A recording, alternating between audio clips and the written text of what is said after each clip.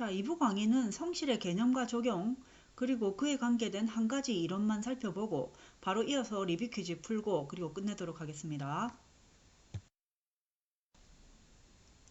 자, 성실의 사전적 의미는 정성스럽고 참됨입니다. 우리가 보통 성실이라고 하면 근면과 비슷하다고 생각하는데 우리가 배웠듯이 근면은 자아 실현을 추구하기 위한 부지런함이라는 의미였죠. 그러니까 정신적 목표를 가진 행동성적 개념인 반면에 성실은 육체적인 부지런함 또는 행동성보다는 좀 더 인간 품성적인 측면이 강합니다. 밑에 보면 성실의 한자풀이가 정성성 열매실이라고 되어 있죠. 정성으로 열매를 맺는다는 거죠. 혹자는 이것을 언행일치로 풀이하기도 하고요. 왜냐하면 열매는 드러나는 결과고 정성은 그것을 이루기 위한 정신적 노력으로 봐야 되니까요. 언행일치로 보자면 참되다는 것이 일맥상통을 할 수가 있죠.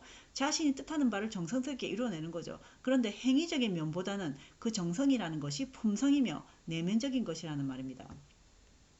자, 밑에 보면 엠마누엘 칸트가 성실은 인간의 품성의 기본적 특질이며 본질적인 것이다. 또한 성실은 참됨을 의미하기에 인간의 숭고함이기도 하다. 이렇게 되어 있죠. 자, 인간의 품성이 참되다는 것은 인간을 창조한 조물주의 품성이 인간의 속에 내재되어 있는 것이므로 숭고하다라고 표현할 수 있다는 것입니다. 반면 성실이 인간의 본질적인 품성이긴 하지만 모두가 다 성실하진 않기 때문에 칸트에 있어서 성실은 정언명령적으로 지켜야 하는 의무적 윤리입니다. 자, 그 밑에는 성실은 조직사회에서 가장 큰 무기가 될 수 있다라고 되어 있는데 그 이유가 그 밑에 나옵니다. 성실은 자아 개념, 즉 태도, 가치에 관련된 것이다 라고 되어 있는데 이거 어디서 본 것 같죠? 어디서 봤겠습니까? 자아 개념, 태도, 가치 이거 스펜서 앤 스펜서의 직무 능력 빙산 모델에서 수면 아래 부분에 있던 요소잖아요. 그죠? 자, 그럼 다음 슬라이드에서 스펜서 앤 스펜서의 직무 능력 빙산 모델을 다시 한번 봅시다. 저 앞의 슬라이드에서 성실이 직무 능력 빙산 모델에 나오는 자아 개념, 즉 태도, 가치와 관련된 개념이라고 했고 또한 성실이 조직사회에서 큰 무기가 될 수 있다고 했습니다. 즉 성실이 경쟁력이 된다는 말인데 우리 빙산도를 보면서 이런 명제가 어떻게 성립할 수 있는지 한번 봅시다. 자, 직무 능력에 있어 수면 윗부분은 학습이나 훈련으로 향상시키기 쉬운 부분이라고 했고요. 자, 근데 수면 아래 부분은 교육이나 학습으로 고치기가 좀 힘든 부분이라고 했죠. 왜냐하면 타고나거나 자라오면서 환경에 의해 오랜 시간 동안 형성되어 온 부분이기 때문이라고 했습니다. 자, 그렇다면 자아 개념의 의미는 뭘까요? 두 번째 줄 한번 읽어볼게요. 자신이 누구인가에 대한 인식으로서 자신의 이름에서부터 성격, 직업, 가족, 신체적 특징 등 자신과 관련된 수많은 정보가 포함되는 일종의 자아상, 즉 셀프 이미지이다.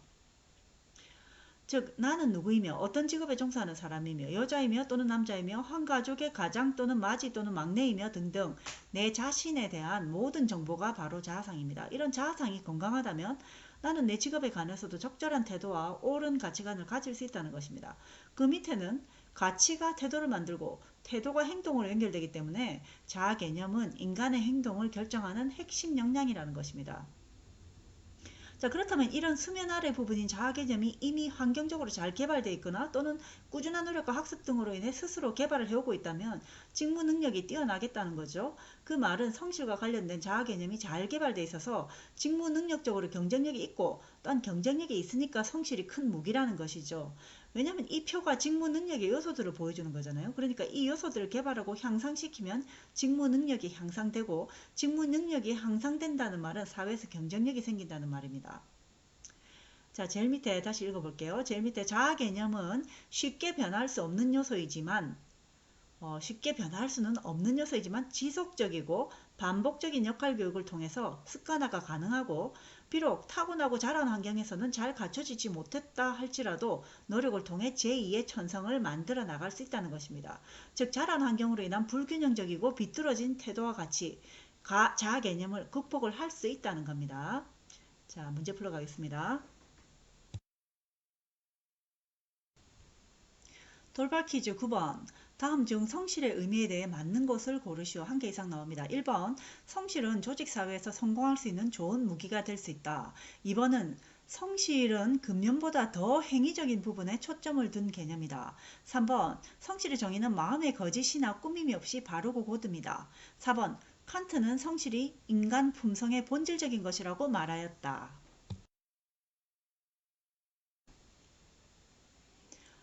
자, 유익한 돌발 퀴즈 10번. 다음은 자기 개념에 대한 설명이다. 틀린 것을 고르시오. 한 개 이상 나옵니다. 1번. 자신이 누구인가에 대한 인식으로서 자신의 이름에서부터 성격, 직업, 가족, 신체적 특징 등 자신과 관련된 수많은 정보가 포함되는 일종의 자아상이다. 2번. 인간의 행동을 결정하는 핵심 역량으로서 가치가 태도를 낳고 태도가 행동으로 나타난다. 3번 지구능력 빙산 모델의 수면 위의 요소로서 가치와 태도를 포함한다. 4번 절대 변할 수 없는 요소로서 자란 환경에 따라 결정된다.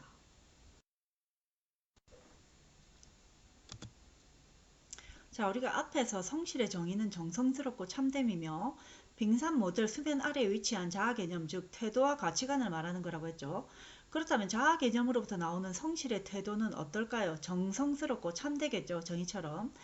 자, 말 자체가 좀 고풍스러운 느낌이 있는데 쉽게 말하자면 작은 것 하나도 놓치지 않는 정성스러움, 즉 성실은 디테일에 있다는 것입니다. 우리 주교제에 수록된 아래의 사건 3개를 보면요. 첫 번째, 2011년 2월 11일 10시 45분에 부산역을 출발하여 광명역으로 향하던 KTX 224 열차가 광명역으로 진입 중에 선로를 탈선하는 사건이 일어났습니다. 이 사고는 정비사가 선로 전환기 노후 케이블 교체 작업 중에 고정 너트 하나를 정확하게 장착하지 못해서 생긴 사건이라고 되어 있네요. 또 하나의 사건 보겠습니다. 2011년 3월에 아랍에미리트로 향하던 대통령 전용기가 기체 이상 징후로 한국에서 다시 회항한 후에 점검을 받고 재출발하는 사건이 벌어졌습니다. 물론 국민 모두의 생명이 다 중요하지만 한 국가의 수장이 외교를 하러 날아가는 전용기에서 문제가 생긴다는 건 좀 심각한 일이죠. 이 사건 또한 볼트 하나가 잘못된 방향으로 장착된 것이 주 원인이었다고 하고요. 마지막 사건은 2013년 8월 공군 소속 훈련기 한 대가 추락한 사고로 조종사 2명이 사망하는 안타까운 일이 있었습니다. 이 사건은 정비사가 정비를 마친 후에 고도조종 차단선을 뽑지 않아서 발생을 했다고 합니다. 세 가지 사건이 다 정말 볼트 하나로 인해서 일어난 일이네요. 밑에 보시면 악마는 디테일에 있다 라는 서양 속담이 있죠. 그 밑에 신은 디테일에 있다 라고도 되어 있고요. 또 천길둑도 개미 구멍으로 무너진다 라는 속담도 나와 있죠. 그 밑에 중국의 기업인이며 디테일 컨설팅 연구소 소장인 왕중추 씨의 저서 디테일의 힘에 나오는 말을 한번 보시면요. 모든 위대함은 작은 것들에 대한 충실함으로부터 기원한다. 직장 생활에서 흔히 1%의 실수가 100%의 실패를 낳을 수 있다. 작고 사소한 부분을 무시하는 것만으로도 만회할 수 없는 심각한 타격을 입을 수 있다. 이렇게 돼 있죠. 자, 성실하다는 것은 정성스럽게 디테일한 부분까지 신경을 쓰는 태도라는 것이죠. 그리고 많은 작은 디테일들은 예기치 않은 불행을 일으키기도 하고 또 인명을 살리기도 하는 아주 중요한 것이며 직업에 대한 자아개념, 즉 성실도를 측정해 볼 수 있는 기준이 될 수 있다는 것입니다. 자, 문제 풀어볼게요. 자, 유익한 돌발 퀴즈 11번. 다음 중 디테일 윤리에 대한 설명이 아닌 것을 고르시오. 1번. 모든 위대함은 작은 것들에 대한 충실함으로부터 기원한다. 2번. 천길둑도 개미 구멍으로 무너진다. 3번. 작고 사소한 부분은 무시해도 다시 만회할 수 있다. 4번. 악마는 디테일에 있다. 너무 쉽네요.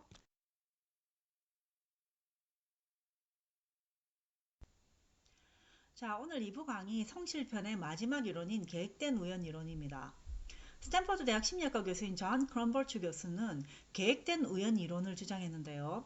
그는 성공한 사람들의 인터뷰를 분석해 본 후 그들 중 80% 정도가 현재 성공을 목표로 한 것이 아니고 그저 맡겨진 임무를 성실하게 수행했을 뿐이라는 결과를 얻었죠. 또한 유명한 스티브 잡스, 애플의 창업자죠. 스티브 잡스는 직장에서의 성공이나 인생의 성공과 행복이 매사에 충실했던 순간의 점들이 연결되어 만들어진다고 말했습니다. 즉, 내가 언젠가는 이 회사의 사장이 되고야 만다.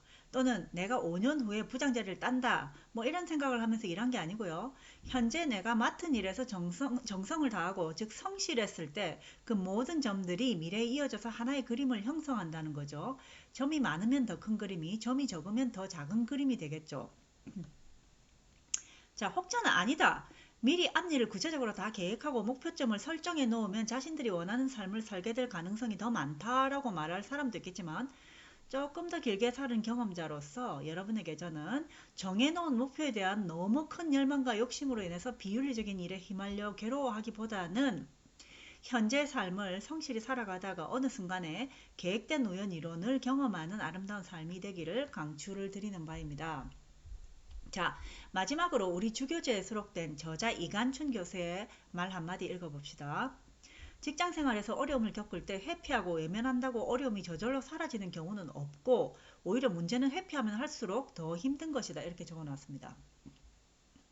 이 말은 위에 스티브 잡스의 말과 문맥상 연관이 되어 있는 말이죠. 현재 직장 생활의 어려움들을 하나씩 하나씩 성실함으로 해결해 나가다 보면 미래의 어느 순간에 나도 모르게 내 인생에 좋은 그림이 그려져 있다는 거죠. 내가 이것을 목표해서 이 직장에 들어왔는데 이 부분이 힘들고 저 부분이 힘들고 저 부분이 내 목표와 맞지 않아서 이직을 하고 또 이직을 하고 그러지 말고 성실하게 내 앞에 놓인 문제들을 하나씩 풀어가다 보면 노력한 만큼의 긍정적인 결과가 어떤 면으로든 있다는 것입니다. 자, 우리 3학년들 여기까지 따라오느라 힘들었죠. 현재 18일까지는 실기 수업도 자주 해달라는 공지를 받았고 이것이 어떤 변화가 생길지 아직은 확실치 않은 상황입니다. 대면 수업 후에 한 명이라도 확진이 되어버리면 또 얼마나 많은 시간이 걸릴지 두려운 상황이죠. 그래서 저는 여차하면 한 학기 강의 전부를 온라인으로 진행할 마음의 준비까지 하고 있습니다. 진도는 강의만 잘 따라준다면 대면 수업 때보다 더 알차고 신속하게 나가고 있는 실정이라서 학생들은 진도 걱정, 시험 걱정하지 않아도 됩니다. 강의만 잘 따라오면 긍정적인 결과 있을 거라고 믿고요. 자, 마지막 리뷰 퀴즈 3개와 기사회생 퀴즈 1개 풀러가겠습니다. 자, 리뷰 퀴즈 풀러가기 전에 방금 했던 내용 돌발 퀴즈 하나 풀고 가야죠. 다음은 어떤 이론에 대한 설명인가? 자, 이론의 이름을 적으면 됩니다. 직장이나 인생의 성공과 행복은 성공을 목표로 매진한 결과가 아니라 단순히 매사에 충실했던 순간의 점들이 연결되어 만들어진 결과이다. 자, 이제 리뷰 퀴즈 풀러 가겠습니다.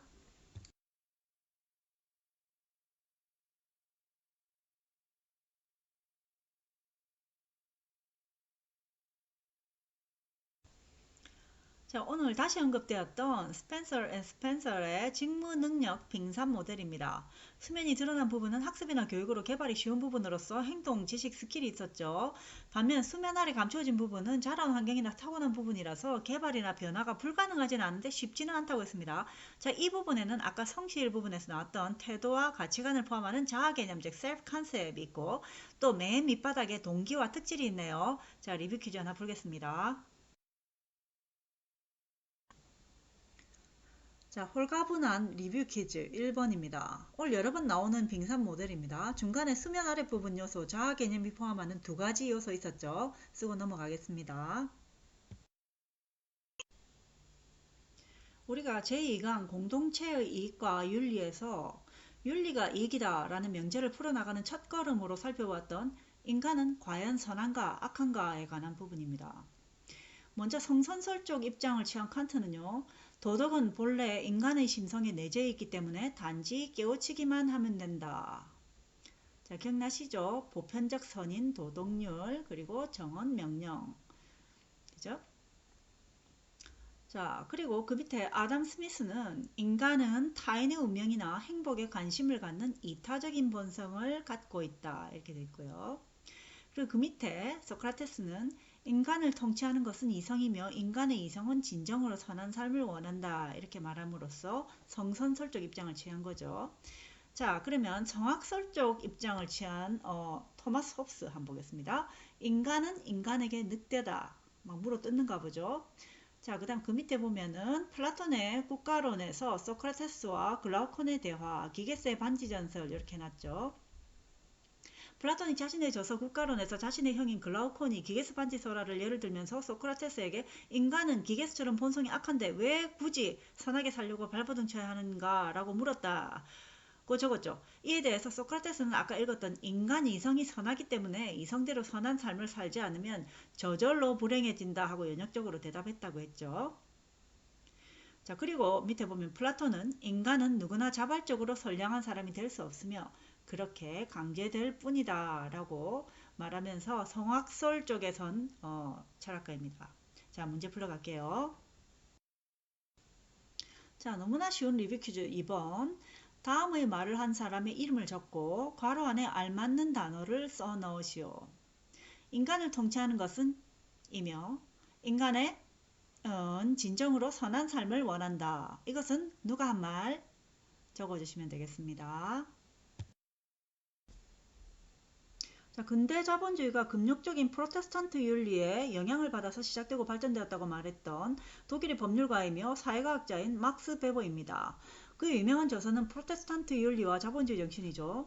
종교개혁 전에는 돈을 버는 것이 유대인의 고리대금업과 같이 천시되는 경향이 있었고요. 하지만 종교개혁 후에는 최선을 다해 근면하게 일해서 자본 축적을 하는 것이 오히려 선한 것이다 라고 여겨지는 관점의 전환이 있었다고 했죠. 그것이 바로 개신교도들의 직업 소명론에 영향을 받은 것입니다.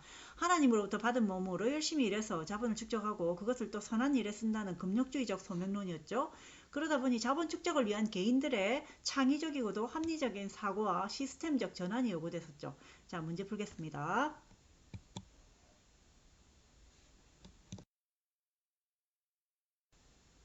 자, 리뷰 퀴즈 3번. 저서 프로테스탄트 윤리와 자본주의 정신을 통해 근대 자본주의가 프로테스탄트 윤리에 영향을 받아서 발전하였다고 주장한 사람은 누구죠? 아, 너무 쉬운 거 아닙니까? 넘어가겠습니다. 지난 강의에서 세 가지 윤리관 배운 거 기억나죠?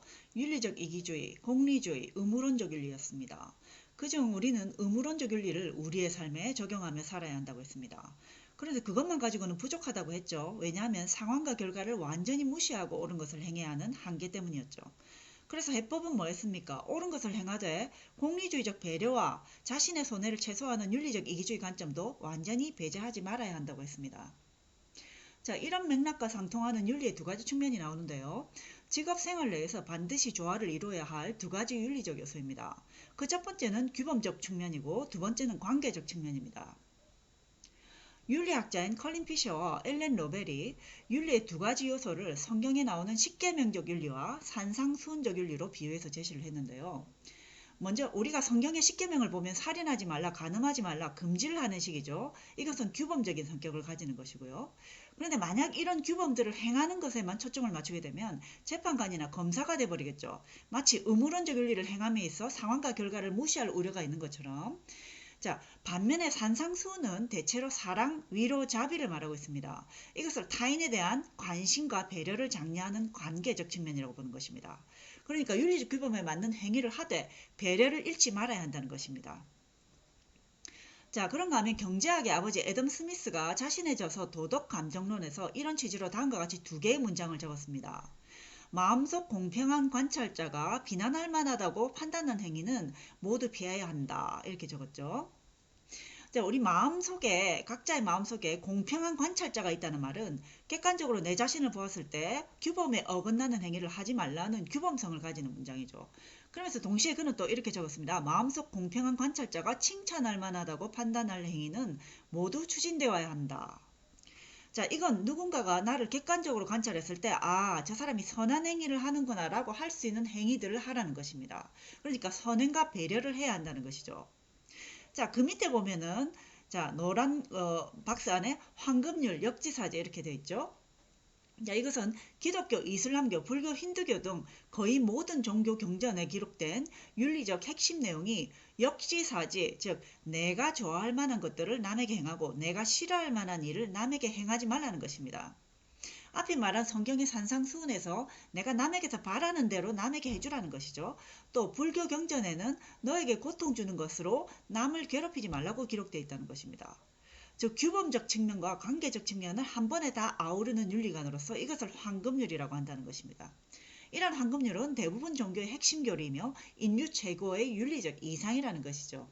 상상을 해보면 알죠. 모든 사람이 이런 윤리 원칙을 가지고 살아간다면 그야말로 윤리적으로 이상적인 사회가 되겠죠. 하지만 현실은 이상과는 차이가 있되 할 수 있는 한 이런 황금률을 우리의 삶에서 우리의 직업 생활에서 실현하기 위해 노력하는 삶을 살아가는 것을 장려한다는 것입니다.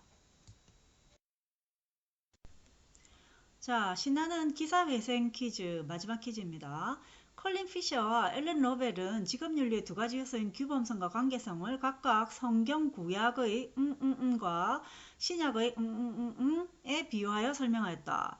한편 규범성과 관계성을 아우르는 은 역지사지적 원리를 보여주는 것으로서 대부분 종교의 핵심 교리이고 인류 최고의 윤리적 이상이다.